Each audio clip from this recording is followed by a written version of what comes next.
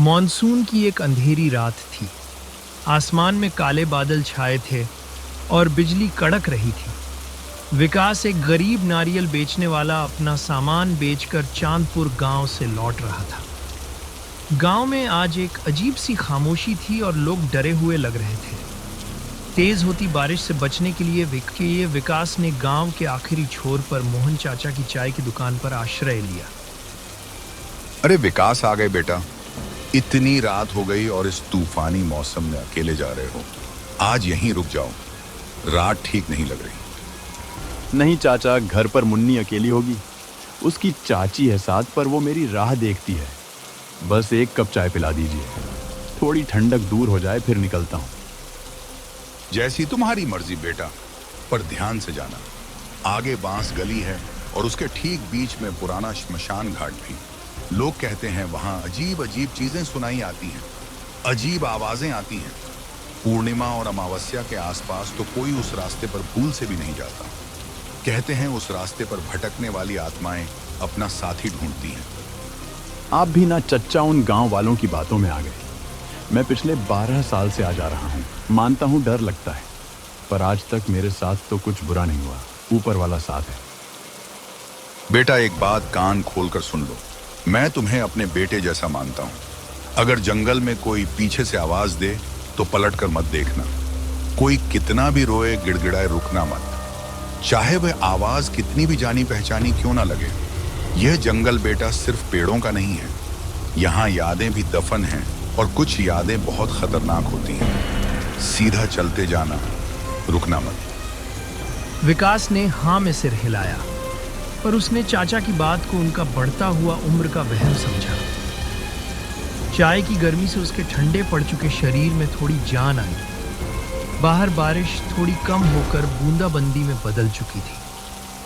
विकास ने अपनी पोटली उठाई, चाचा को पैसे दिए और अपने घर की तरफ चल पड़ा। जाते जाते उसने देखा मोहन चाचा उसे दरवाजे पर खड़े तब तक देखते रहे जब तक वह अंधेरे में गायब नहीं हुआ। बांस का जंगल अब उसके सामने था। जैसे ही विकास ने उसमें कदम रखा, माहौल एकदम बदल गया।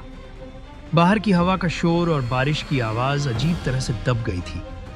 यहां एक ऐसी खामोशी थी जो शोर से ज्यादा डरावनी थी। सिर्फ उसके कीचड़ भरे कदमों की छप छप की आवाज गूंज रही थी। उसे एहसास हुआ कि वह अकेला नहीं है। उसे लगा जैसे बांस के दरख्तों के पीछे से अंधेरे के पर्दों से कोई उसे घूर रहा है, सुनी सुनी प्यासी आंखों से। अचानक उसके कानों में एक बच्चे के रोने की आवाज आई। आवाज बहुत धीमी थी, जैसे कोई दूर बैठा सिसक रहा हो। विकास के कदम वहीं जम गए। उसका दिल जोर से धड़कने लगा। मोहन चाचा की बात उसके दिमाग में गूंजी, पलट कर मत देखना। कौन है वहां? रोने की आवाज बंद हो गई। एक पल के लिए सन्नाटा छा गया। विकास को लगा शायद ये उसका वहम है। उसने एक लंबा सांस लिया और आगे बढ़ने ही वाला था कि उसे अपने कंधे पर एक बर्फ जैसा ठंडा हाथ महसूस हुआ। डर के मारे विकास की चीख निकलते रह गई।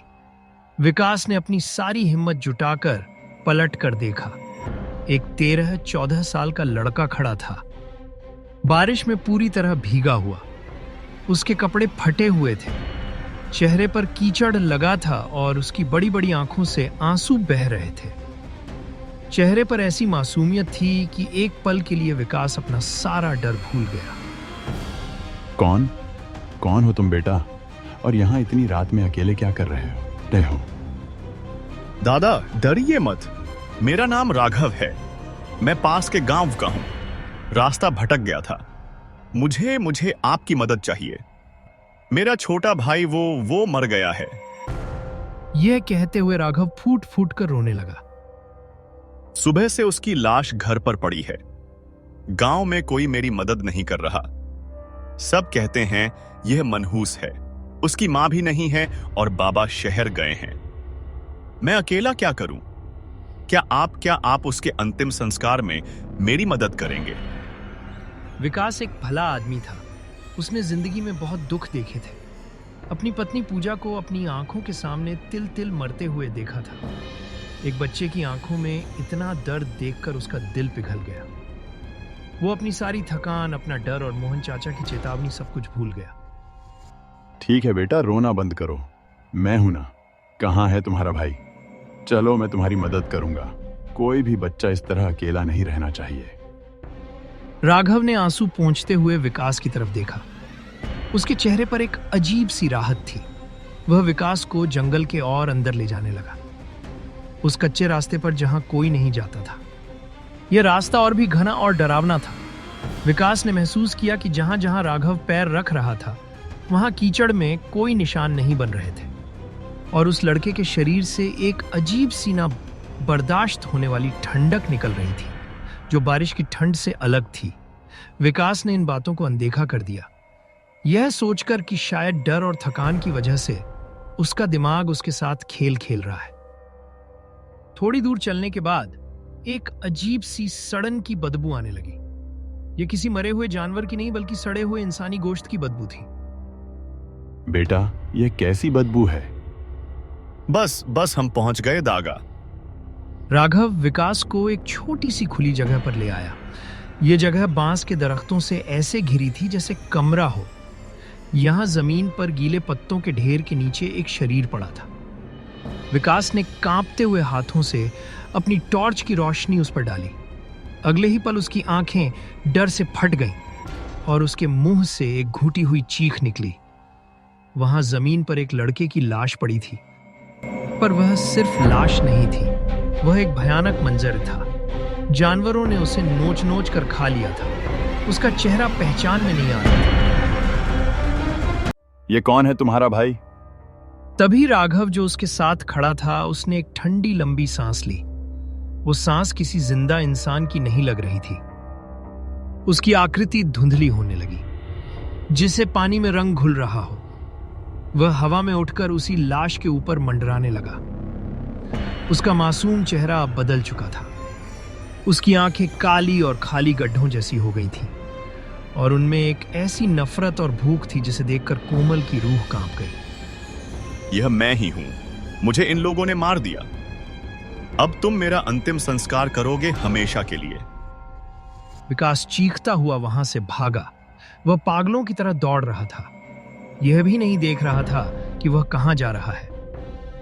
उसके पीछे राघव की खौफनाक हंसी गूंज रही थी, एक ऐसी हंसी जो किसी जीते जागते इंसान की नहीं हो सकती थी।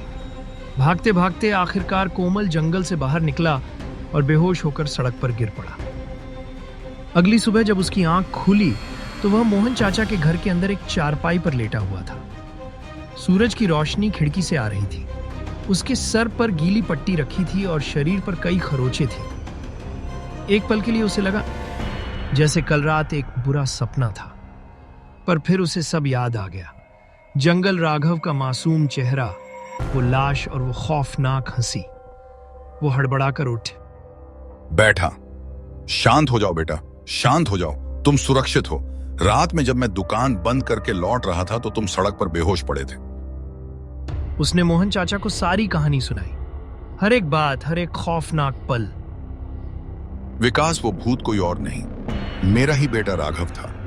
तुमने जो लाश देखी वो उसी की थी। यह सुनकर विकास हैरान रह गया।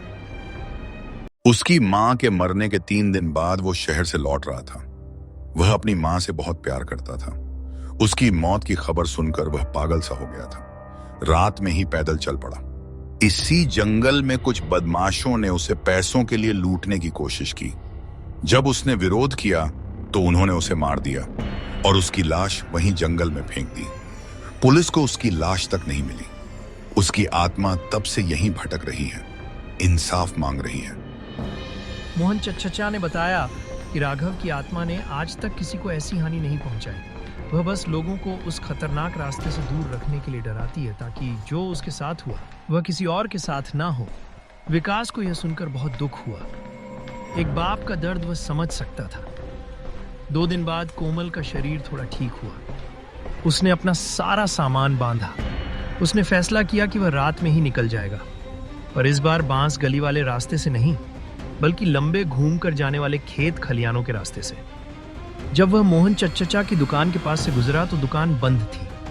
अचानक उसे लगा कि मोहन चचा हाथ में एक छोटी सी मिट्टी की हांडी लिए जंगल की तरफ जा रहे हैं। विकास हैरान हो गया, इतनी रात में चचा जंगल में क्या करने जा रहे हैं? एक अनजान सा बुरा शक उसके दिल में घर कर लिया। उसने सोचा कहीं चचा अपनी बेटा की आत्मा से मिलने तो नहीं जा रहे, पर उनकी चाल में एक अजीब सी तेजी थी, एक अजीब सा उत्साह था। वो चुपके से पेड़ों की आड़ में मोहन चाचा का पीछा करने लगा। मोहन चाचा उसी जगह पहुंचे जहां विकास को राघव की लाश मिली थी। वहां अब सिर्फ कुछ हड्डियां बिखरी पड़ी थीं, जिन पर अब भी मांस के कुछ टुकड़े लगे थे। मोहन चाचा ने मिट्टी की हांडी नीचे रखी। बेटा राघव, देख मैं तेरे लिए क्या लाया हूं। तू अकेला है ना, इसीलिए मैं तेरे लिए एक नया दोस्त लाया हूं। वो फेरी वाला, वो बहुत डर गया था, पर मैंने उसे रोक लिया। अब वो लौट कर जा रहा है, पर रास्ता भूल जाएगा और फिर वो तेरे पास आ जाएगा हमेशा के लिए। अब तू अकेला नहीं रहेगा, हम दोनों मिलकर तेरे लिए और भी दोस्त लाएंगे। विकास यह सुनकर पत्थर का हो गया। उसके दिमाग में सब कुछ साफ हो गया। विकास को एहसास हुआ कि वो एक जाल में फंस चुका है। विकास चुपके से वापस मुड़ने लगा, पर उसका पैर एक सूखी टहनी पर पड़ गया। एक तेज खट्टे की आवाज अंधेरे में गूंज गई। मोहन चाचा और राघव की आत्मा जो वहीं खड़ी थी, दोनों ने एक साथ विकास की तरफ देखा। मोहन चाचा के चेहरे पर अब वो भोलापन नहीं, बल्कि एक शैतानी जीत वाली मुस्कान थी। राघव देख, तेरा दोस्त आ गया। वो जाना नहीं चाहता, खेल उसके साथ। राघव की आत्मा, जिसका चेहरा पूरी तरह से खौफनाक हो चुका था, एक झटके में विकास के सामने आ गई। उसका चेहरा अब एक बच्चे का नहीं, बल्कि एक भूखे भेड़िए जैसा लग रहा था। नहीं चाचा, तुम एक शैतान हो। पर उसकी चीख बांस के जंगल के अंधेरे में दब कर रह गई। अगले दिन सूरज फिर निकला। मोहन चाचा अपनी चाय की दुकान पर बैठे थे, एक नए मुसाफिर का इंतजार कर रहे थे, और उस बदनाम बांस गली में अब एक और आत्मा भटक रही थी, हमेशा के लिए कैद।